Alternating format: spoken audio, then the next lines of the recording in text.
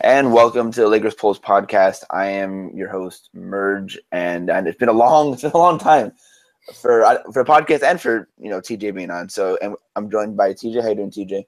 How's it going, man? Not too bad. Finally back in town. Been away for a while, but yeah, first podcast since the draft. So Dang, finally glad to be on it again. It has been a while, but today was a big day in the NBA. The full schedules have been announced, and basketball is going to be back very, very soon. I know first game for Lakers for preseason is September 30th against the Timberwolves, so very much looking forward to the season to get started. It's just not the same with basketball. Even with baseball going in full swing, no pun intended, and like your Yankees are in the playoffs and my Angels are in the playoffs and football. Hey, we'll see. Maybe not for long.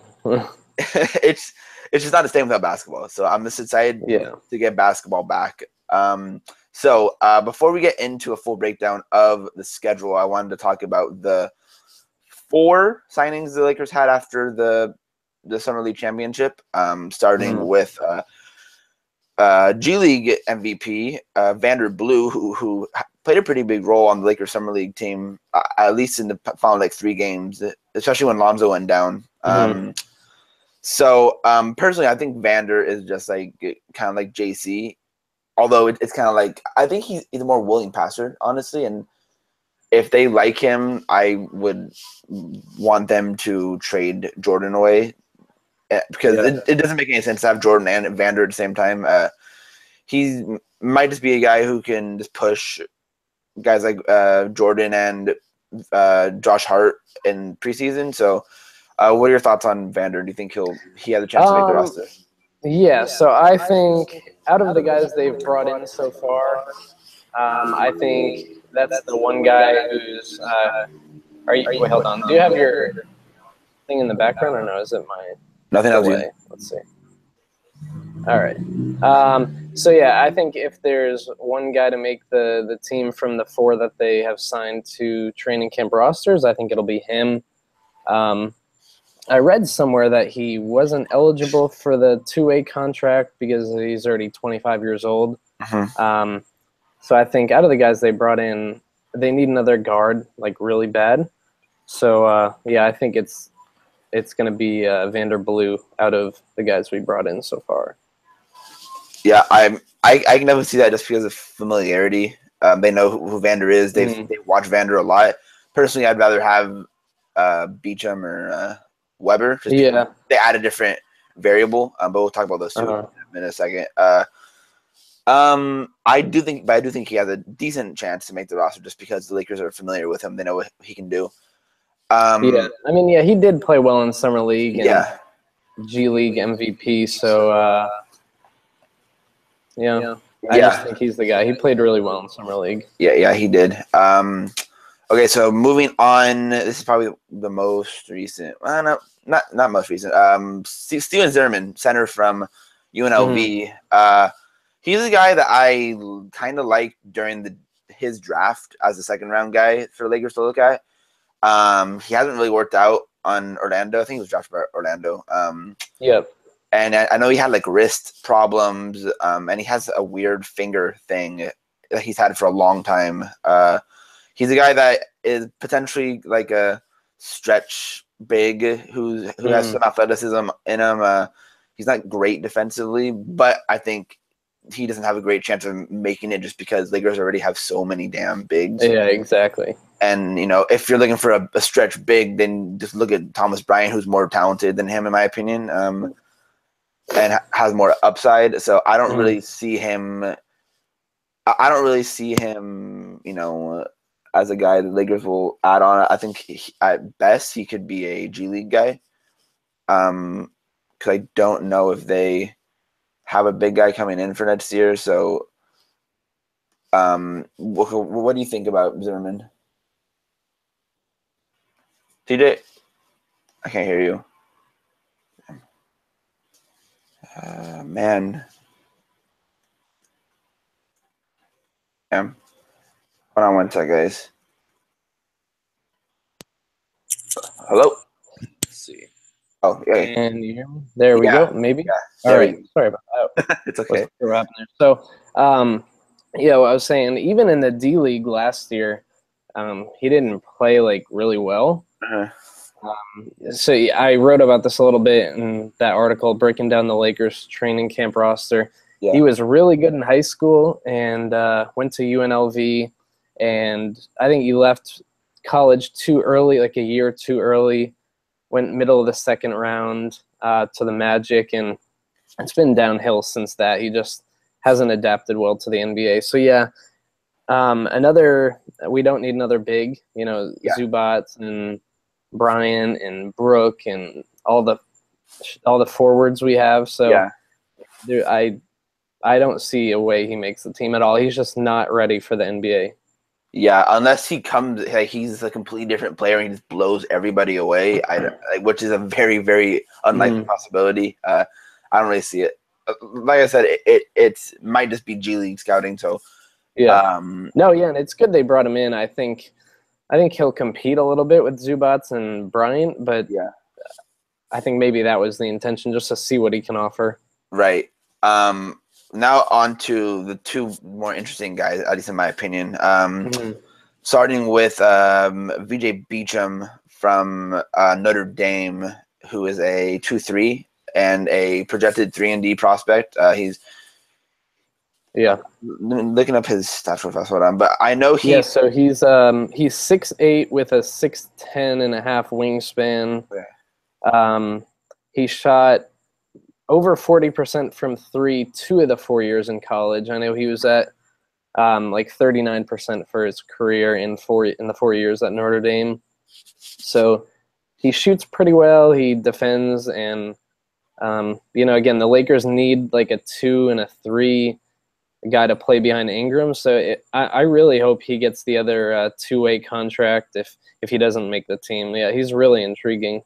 Yeah, he's the perfect type of guy you want to put next to Alonzo, or put next to like Ingram or KCP or something like that. Yeah, he could definitely spread the floor out. Yeah, and just bringing in, and he's a decent athlete too. He's not nothing crazy, nothing like Briante Weber is or someone like that, or KCP even. But I definitely like them bringing these type of guys in, just because Lakers still really need I mean, KCP is that it can be that guy, but he didn't shoot like overly well 3-point wise. But they just need more. You can't go wrong with 3-and-D players, really. I mean, the more of those you have, it's I can definitely see Beecham in some sort of like weird, fun lineup, like death lineup too. Just getting those type of guys that gives you versatility and gives you the defense. Exactly, yeah. Shooting is just exactly what I want. In those 2-way guys, I love the Caruso. He played really, really well in summer league, and he adds playmaking and defense and 3-point shooting, stuff like that. Yeah. So adding more of those guys, it'd just be more fun. And then moving on to Briante Weber, who's my personal favorite of the four.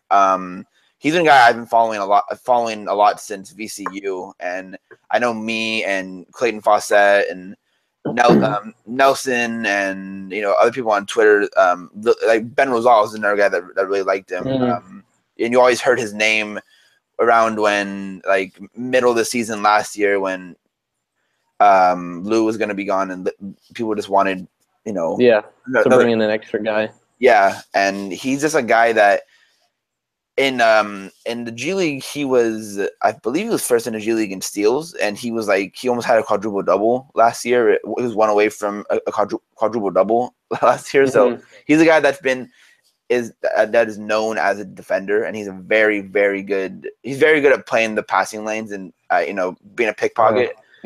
And he's really good at that. He's really, really athletic as well. I've seen some highlight plays of him in the G League, and just some really nice dunks that he's done and dunking on people. He's a good playmaker. I'm trying to find his wingspan. If I had to guess, he has a pretty good wingspan, but I can't find it. But honestly, I think he's really just a jump shot away from being a really good backup point guard. And he did shoot 37% from 3-point line in the G League, which is very intriguing. I'm hoping personally. What I'm hoping for is for him to just outperform Ennis, and they just sign him on to be the third or backup point guard, and then they add VJ Beacham as the second two-way guy. Two-way. Yeah. To me, that's sort of the perfect result. Just because I just need more shooting and defense and playmaking. Even to outplay Vanderblue would be pretty cool to see. Yeah. If they can get those two guys, just to be like the end of bench guys, again, the backup point guard role is going to be really important for the Lakers. Yeah. Just because obviously Lonzo can't play the whole time, and he's going to get that guy's going to get good, decent minutes, at least 15 to 20, something like that. Unless Jordan Clarkson just takes over that backup point guard role, which I don't want, really. But like you said, Vanderblue and Jordan Clarkson are scoring guards. So Weber would definitely offer something different in defense and a little more versatility. So that's a reason why I liked him a little more than Vanderblue. Yeah, it's going to be really interesting and really fun to see these battles during preseason, and hopefully we can just get more versatile with adding those guys. Hopefully, and I think if I had to. If only one of them had to stay, I think that I would want to Beacham, just because we don't really have a lot of players like him. I would love Weber, but at least we have Clarkson and Ennis, and at certain points Ingram and KCP who can play some spot point guard minutes. I would love to have Weber, but I think Beacham is more of a guy that we need. Exactly. Yeah. Over a Weber, even though like I said, I would love both of them. I want both of them, but Beacham's just a guy that you want to put next to Lonzo. Okay, so let's move on to the whole schedule breakdown now. A couple of points to be made. Just overall, I think that we were talking about this before. There are a lot less back-to-backs, which is really good. Just for the NBA in general. The Lakers have, I believe, 13 back-to-backs. Is that correct? Yeah, I did not see that.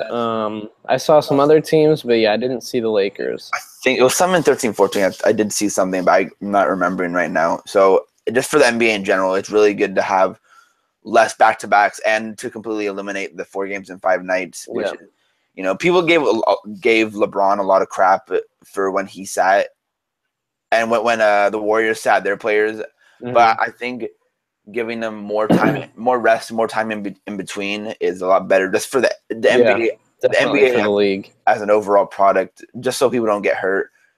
So that's good. The Lakers have the 5th most nationally televised games this season, behind the Warriors, the Cavs, the Rockets, and Rockets are 2 and Thunder are 4. Oh, Thunder, that made sense, yeah. Russ and PG. And then us, it's hilarious because NBA Twitter has been complaining about the Lakers getting so many games.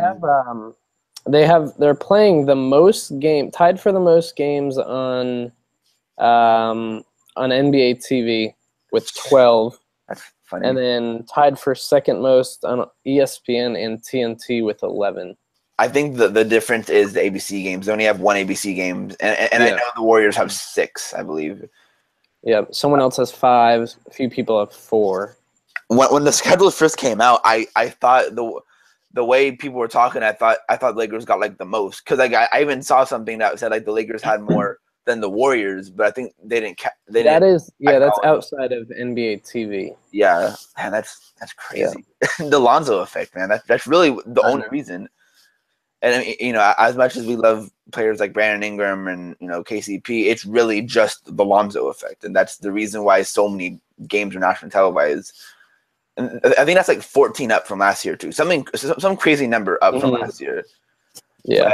But, okay, so what we're gonna do is just go game by game and just give our win or loss prediction.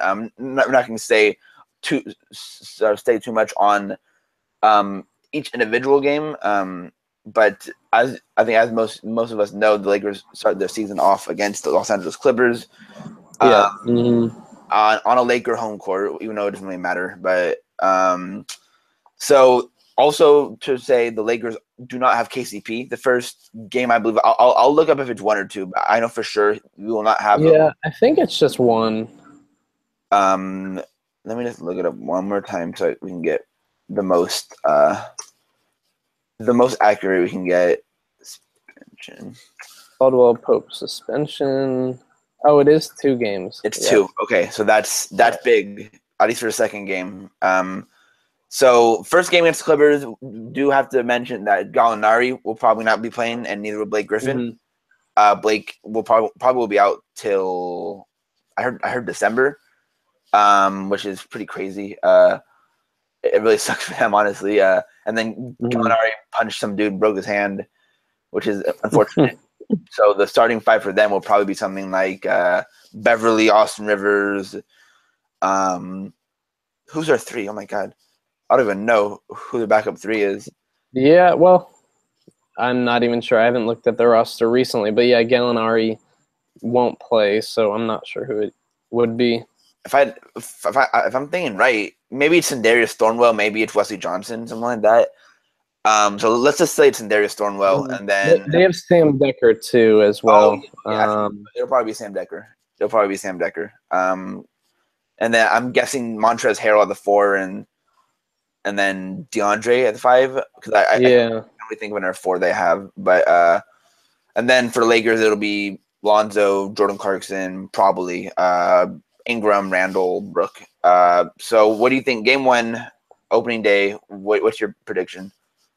Yeah, it's close. I wasn't thinking this a couple hours ago, but they played well against Houston to open up the year last year, beat Houston. I think it's a win. I think this might be the only time they beat the Clippers this year, but I think they do start off the year pretty solid. I think they do start off with a win. It's going to be interesting to see Patrick Beverly guard Lonzo. I'm a big Patrick Beverly fan, and I think he's a top 3 guard defender in the league. He's just so like disruptive. And then I think Austin against JC is kind of a wash. It's really going to come down to Randall and Ingram. So I'm also going to give us a win, but I'm not completely confident. Yeah, I'm not confident on that. Also, the benches, I'm a big fan of their recent signing of Milos Teodosic. I think he'll play well with Lou Williams as well. Yeah, Lou's still there too. They have guys like Montrezl Harrell coming off the bench and Darius Thornwell. So it's gonna be really interesting that first game. I don't think it's gonna be as easy as some Laker fans are making it out to be. It will be easier than them having Gallo and Blake Griffin, obviously, but Lakers will only be down KCP. So I'll give them the win. Yeah. So next night on a back-to-back, the Lakers will be traveling to to Phoenix to play against the Suns. Also, again, without KCP, so we're probably gonna have Jordan Clarkson guarding Devin Booker. Which I don't know. Yeah, this is close. On the road, I think teams like Phoenix and I'm not really thinking of any right. Dallas, some of these teams, I think it's going to go like 2-2 for the year. Yes. It's going to be close. So I'll probably give it to Phoenix on their home court. But next time around, play the Lakers, it's probably going to be close all 3 or 4 games of the year. Yeah, I can see them splitting just 2-2 at home and away. Just because Lakers are better at home, and I don't remember the last time Lakers won in Phoenix, to be honest. I think that there was a game last year when D'Angelo went off on TNT, but I'm also going to give us the loss just because I think Devin Booker and Bledsoe is going to be overwhelm Lonzo and Clarkson offensively, and Ingram versus Josh Jackson will be really fun. I'll look forward to that. And then their 4-5, I believe it's Chris and Chandler. Maybe Bender if they're just completely giving up on Chandler. I also give us a loss. So that's 1-1. So 2 days later, we'll play the Pelicans at home. Boogie and DeMarcus Cousins. Also have Drew Holiday and Rajon Rondo. Not much else after that. Buddy Hield. No, I forgot. Buddy's on the Kings. My bad. um, so I'm gonna give us a loss on that one too, just because I think Yeah. those two Yeah, I guys. think the next three. I'll give the next three losses probably. Yeah, me too. Maybe even four. I think Wall and Utah. Beal will tear apart our backcourt, even with KCP back, and same with Lowry and DeRozan. I think Lowry or whoever Lonzo has to guard is just gonna beat him. Yeah. So just looking at like the first 10, I think I'll take a The win. Jazz is another one I think we lose just because it's in Utah and it's on a back-to-back. I do like us to take a win against Detroit. I do too. We Um, always suck in Portland. and yeah, I think Brooklyn. So I think Man, that game's gonna be that's gonna be an emotional game, man. I know, definitely. I like us taking Brooklyn, Detroit,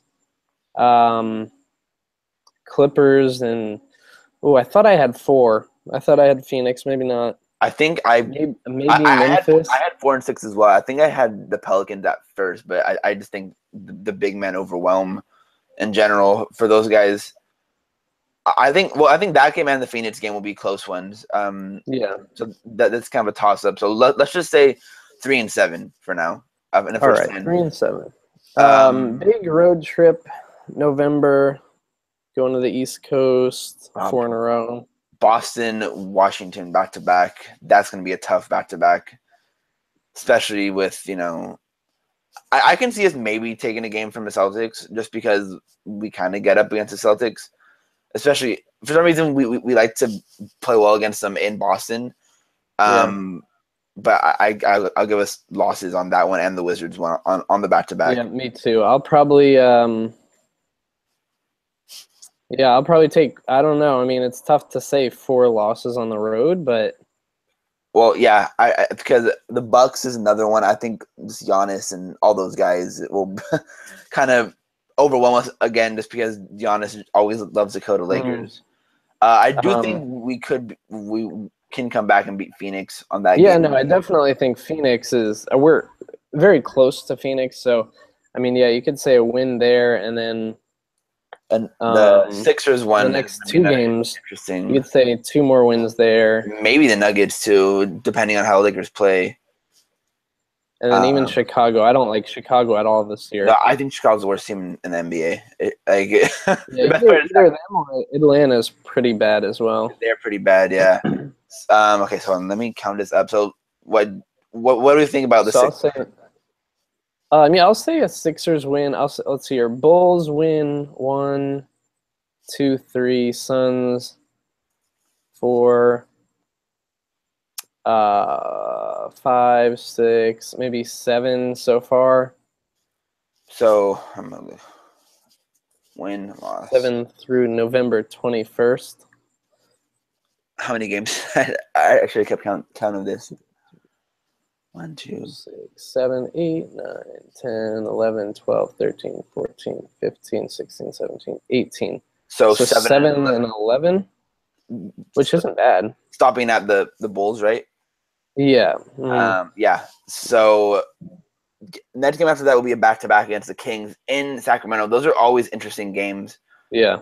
You can't really project when we go into Sacramento. We've had games the last couple of years where we'd go in there and they demolish us, and then there's a game where we go in there and we like get killed, and all of a sudden I don't know, we make a comeback. Yeah. That game's on ESPN. Yeah, it's gonna be the first De'Aaron versus Lonzo game. Yeah. It'll get a lot of hype just because of that, De'Aaron versus Lonzo. I think I'm going to give us a loss on that one, just because it's a back-to-back. And I'll probably say a loss on the next. Well, yeah, the Clippers, 5, Warriors, Nuggets away. Oh, Nuggets away. We never play good in Denver. Denver. I think Rockets are probably my second best team in the West, so I don't see a win there. Yeah. So next 5, I can definitely see next 5 losing. I think the team we have the best chances against are Sacramento and Denver. Yeah. Maybe the Clippers. Because it's the first game after a long 5-day off. So I can see maybe that one as well. But So going through the Rockets, let's just say we lose the next 5, so that is 7-16 going through the Rockets. So next is we go on sort of a mini road Philly. trip. Philly, Philly, Charlotte, the Knicks. I say, and then the Cavs. I think we go 2-2 there. Yeah. So I'll probably give us the Charlotte and the Knicks. Yeah, I would too. So that's 9 and 9-18. 9-18, right? Warriors, we lose that one. Yep. Rockets, we lose that one. Warriors, we lose that one. That's okay. So that's 9-21. 9-20. Yeah, 9-21. Against Portland at home, I think we will beat them. Yeah, we'll give a win there. I honestly, I think we might get wrecked on Christmas. Yeah, I don't see a win on Christmas Day. I love that Timberwolves team so much, but so that's 10-22, I think.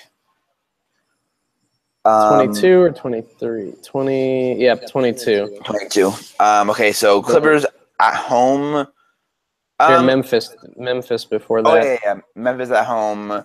Memphis is a team I think we can actually compete with. It just matters how we play on Conley and Gasol. I'm going to give us a win on this one. All right, yeah. So 11-22. Clippers at home. I think this is another game I can see us winning, depending on who's back and who's not. I'll give us a loss there. That's 11-23. We lose to the Rockets. 11-24. We lose to Minnesota. Look at that. It's a back-to-back. It's going to be tough. Houston, Minnesota, back-to-back. So that's 11-25, I believe.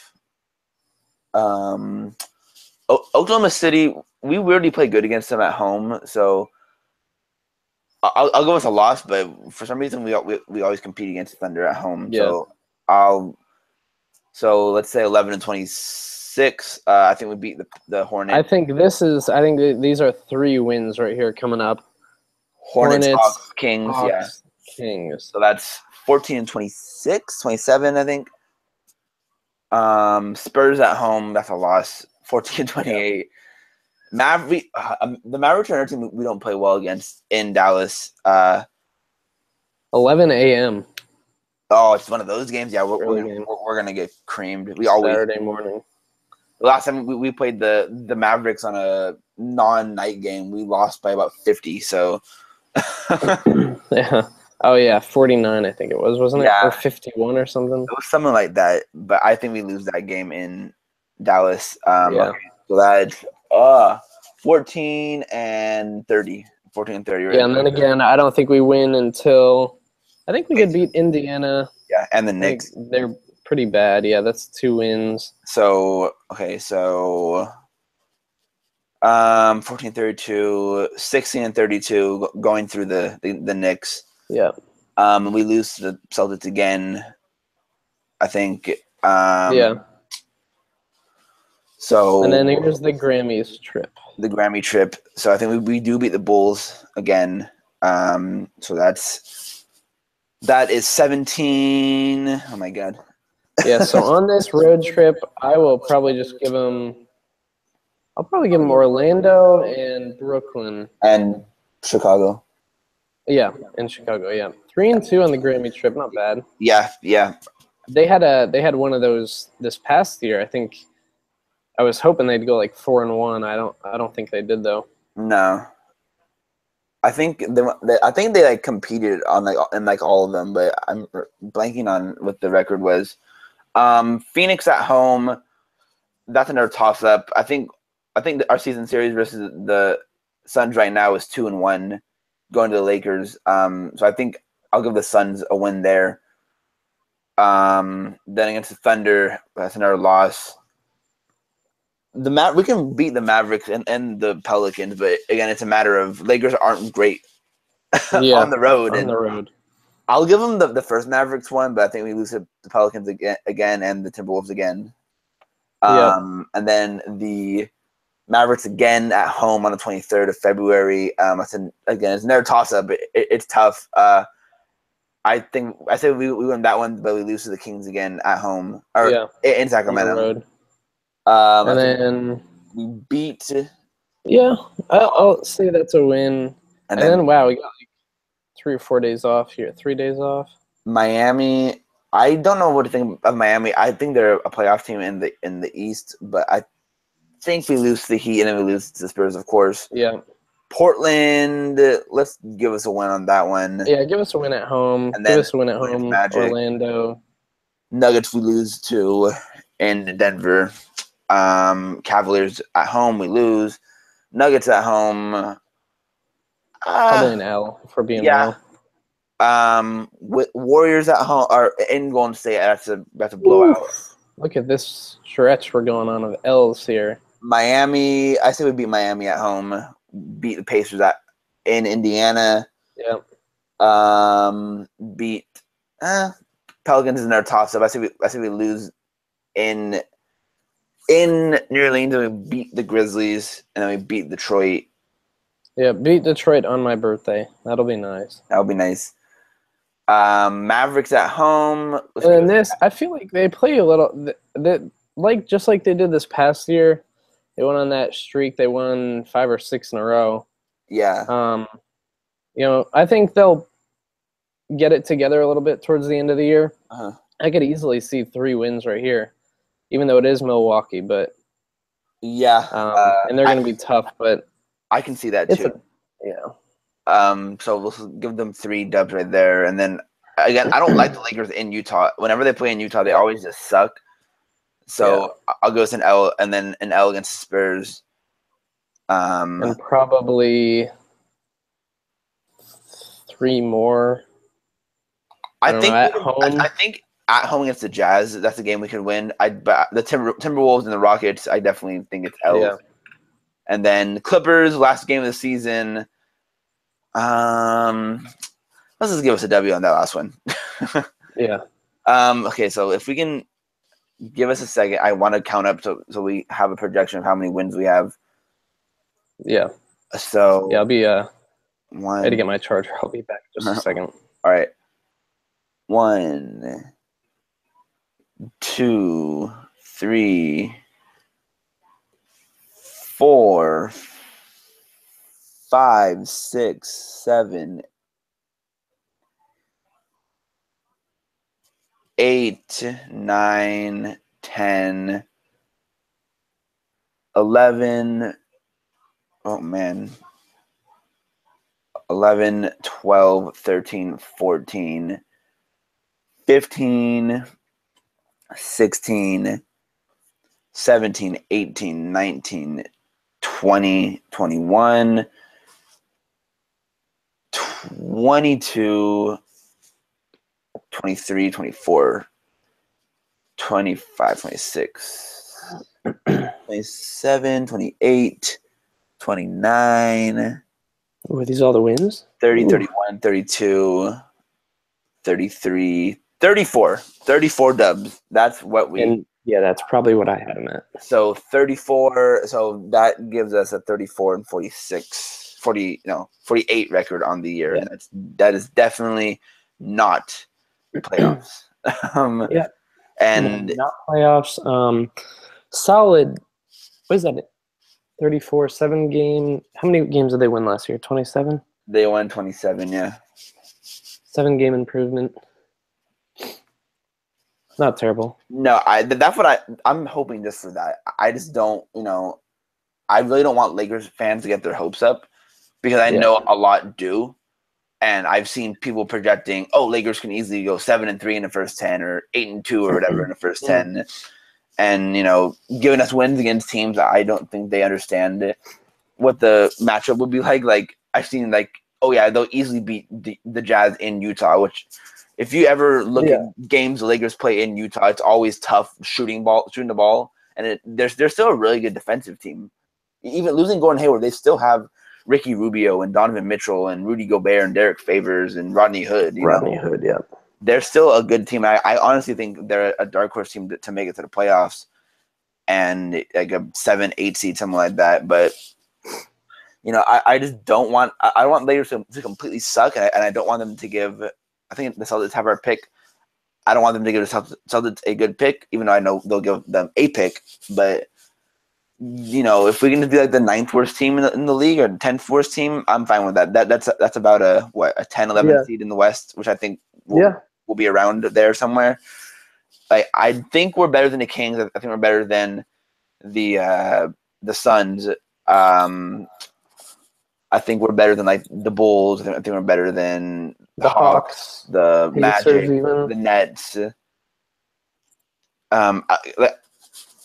I don't think I definitely think that we'll be a better team this year just because we're adding more short-term talent than we had last year with Brook Lopez with his scoring and KCP with his defense and scoring and another year of Ingram and Lonzo creating for everyone else. I just don't want people to go into the season expecting playoffs and then getting really disappointed when they don't make the playoffs. Exactly. Yeah. And I think that's kind of what happened last year. Some people had playoff expectations, especially that start to the season was the worst thing that could have happened to the Lakers last year. I know they started off 5-5, 10-10. Like 10-10, it was like it was fun those first 20 games. I remember how much fun I had watching the Lakers, and I remember how many people were talking playoffs. And then all of a sudden, D'Angelo got hurt, and everything went to crap. But I'll ask you this: top 3 games that you're most excited to see in the regular season this year. I think I already have mine. No specific game. I think for me, it's D'Angelo's first game in Brooklyn. Yeah. Our first game against Sixers, and our first game against the Kings. Those are the 3 games I'm looking forward to the most. I think I'm looking forward to Christmas Day. I think that's probably number 3. Again, looking forward to D'Angelo in Brooklyn for the first time ever. In Brooklyn or in LA? So I think not a Lakers thing, but I think I'm excited to see. I don't know who they play, but I'm excited to see D'Angelo play in Brooklyn for the first time. Yeah. And then I think when D'Angelo comes back to the Lakers, I think that's November 3rd. Is that? November 3rd. November 3rd, home game, Brooklyn. Yeah. So I think that's easily the top game I'm looking for. That's oh man, it's really gonna suck because I know he's gonna drop like 40 on us, and I know the Lakers fans are gonna boo the crap out of him, which which I'm not looking forward to, but I know he's going to torch Lonzo. Or I mean, in hindsight, they're probably gonna put KCP on him for being real. Still, I think he can torch KCP as well. I mean, he's gonna have this vengeance on his mind to come into that game, and I know he's gonna want to put up 40 or put up 50. Like, there's a part of me that really wants him to make like a buzzer beating or a game winning 3 and just do ice in my veins, like looking right at Magic Johnson as he jogs down the court. Put Tony Allen on him when they sign him next week. Oh my God, I forgot Tony Allen's even. He's still a free agent. Watch like the Warriors pick him up or something. Actually, I think the Rockets should look at picking him up just because they should get all the defense they can. Yeah. Oh man, I don't know. This season's gonna be really, really interesting just because I want to see if if Lonzo's play in the summer league translates to the NBA, and if it does, I mean, then I think I would give us if he can make others play like he did in summer league, and with better talent around him, then I'll add like 4 more wins to our total, maybe like 6 more wins to our total this year. But I'm not gonna completely expect him to do that yet. I'm banking on. I'm just hoping he puts up something like a line of like 11, 5-5, which is like my most tame prediction for him. I can see him putting up 8 assists this year, but it just matters with how he does. Is there anything specifically that you're looking forward to the most for the Lakers this upcoming season? I think for a single guy, I think I'm looking for Ingram to take that next step. He's only 19, but still, he turns 20 in November. I believe. He shot terrible. He shot terrible last year, especially from 3. And I think he's going to be a really good player. So I think either this year or next year is going to be a big year for him. So I just hope it's this year. but just it's every year we say this, but seeing the guys play together as a team, I think it's going to be like the biggest thing. Yeah, I'm just hoping for a lot of ball movement like there was in summer league, and hopefully, I'm hoping the Lonzo effect rubs off on JC like it did on Bryce Alford and Isaac Hamilton at UCLA, and they were like non-passers in college, but then they turned into passers with Lonzo. I'm hoping that rubs off on JC. I'm not picking on it, but if it does, then that's great, just because JC just needs to pass the damn ball sometimes. I'm just hoping a lot. I think that the thing I'm looking forward to, I mean, Ingram was probably the thing I would have said, but to say something different, Julius Randle. I honestly think he can have a monster season this year. I really want him to stay on the Lakers. I really do. I love Julius, and if he can have a jumper next year, if he has a jumper like he's been showing in the Drew League games and videos of workouts and stuff, if he can shoot 33% from the 3-point line on 2.5 attempts a game, then I'll be happy. He just needs to be not really a threat, just like the defense needs to go out on him. We just need more spacing, and hopefully. The one thing that it just worries me about him, he's got to get paid next summer. Yeah, a lot of money. So, I mean, if they can sign a big name free agent and then, match his offer sheet if someone else offers him something later in the summer. But I mean, he's going to get offered probably $100 million. Well, actually, I've been thinking about it. I don't know if he does per se, because Nerlens Noel has not been signed yet still. And he was a guy who I thought was going to get banked from another team or from at least the Mavericks, and he still isn't signed. I mean, he does have a better talent than Nerlens Noel, of course. I think Nerlens Noel is just like a guy that can be a really good defender, rim protector type guy. So not really an all-star, but Julius does have more of some sort of pull to him, just because he could be like crazy, incredible, like a 20, 10, and 5 guy. Like a guy who puts up that a night, and a guy who can be maybe not your main source of offense, but one of your top sources of offense. And I'm scared that happens when he leaves the Lakers. Like he goes to a different team, and then he becomes this awesome player, which I have a fear that does happen, especially with same thing with D'Angelo, him going to the Nets and then being absolutely awesome over there. It'll be bittersweet, exactly. But I kind of just I've seen Julius kind of transform this offseason just with his body completely, and he seems more athletic, and if the jumper is real, then I think there's a good chance that he gets re-signed. I think it's either 2 stars or bust for the Lakers this next offseason. If they don't there's no way Paul George comes if LeBron isn't coming as well, or there's no way DeMarcus Cousins comes unless LeBron's on his way or Paul George is on his way. Exactly. Even though I don't necessarily want someone like Boogie, I'm not going to turn down LeBron or Paul George. Just LeBron and Paul George. But if they don't get those two, I think the Lakers give max contracts to KCP and Julius. If I'm being honest, I think that if it happens, it's interesting to think about. That's their backup plan. I think.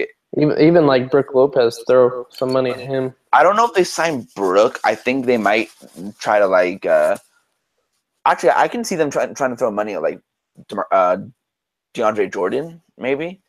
I think, or the Lakers could be if they completely just fall on their face and nothing happens. I would want them to I'll say I want them to tank, honestly, just because Marvin Bagley isn't going to be in the class next year. He'll be in this year's class, but there's guys that I mean, Zion Williamson is in next year's class. I mean, Manute Bol's son, Bol will be in next year's class. Isn't Sharif O'Neal? Sharif is good. He I don't think he's going to be a top guy, but from what I've seen, Bol and RJ Barrett are the 2 top prospects for next year now, and Zion, now that Marvin is in this year's class. So sad. If they just suck, then if they fall on their face during free agency, then I'd want them to just try to get one of those top guys and the draft, definitely. honestly. But that's another discussion for when it actually happens. I'm trying to be as positive as I can. I'm a lot more positive than I was the minute after the D'Angelo trade, for sure. That was a terrible moment, getting that Woj bomb, and just being so damn that was sad. terrible. It was so damn sad. I really didn't want to watch. Went on Twitter for like a half an hour, just tweeting, ranting the whole time. Oh my god. I think we'll probably have a full player prediction, full team overview sometime in the near future. Hopefully we can get Clayton on and Nelson on. Yeah. I think that's all we have to talk about. Is there anything you wanted to push, TJ? No, I don't think so. I mean, it's pretty slow right now. Yeah, Between August NBA Twitter is losing their mind right now. Summer League, free agency, and then that dead period up until training camp. So we don't even really have much going out right now. But we definitely will. Lakers Pulse is going to be having a big year, so follow us on all social media. Yeah, it's been a very especially the podcast is something we're going to work on pushing too. So yeah, for sure. I think it's going to be big next year. Just we've been, or not really me, but Clayton and Nelson have been really busy, and I don't really want to do podcasts by myself. Yeah. So I'm waiting for them to get some time off, and then we can finally refocus on it. They've understandably been busy on stuff, so it's been really dry for at least NBA Twitter. I mean, I don't know how many times I've seen a Devin Booker is overrated, underrated, or Jokic better than Marcus Cousins, or what was one today? Kawhi Leonard better than Steph Curry. I'm just really tired of seeing that stuff. I mean, you're seeing things. Someone said, I'm watching cricket. What are you doing in the off season? I was like watching like Little League World Series. Yeah, nothing on right now. Good thing. It's a good thing the Angels are not garbage and they're actually in the playoffs. So I have something to kind of watch, and football starts soon. So I'll be looking forward to that until the NBA season starts. I think that's it. So again, follow us at Lakers Pulse and at Lakers Pulse Pod. Follow us on Instagram. We're definitely going to be pushing harder soon once everyone gets their stuff worked out, and once everyone gets time off. So again, I am Merge. This is again. I've been looking forward to podcasting again. So I'm hopefully we can get stuff back up. So yeah, for sure. Thanks for joining me, TJ, and we will see you guys later. Peace. See ya.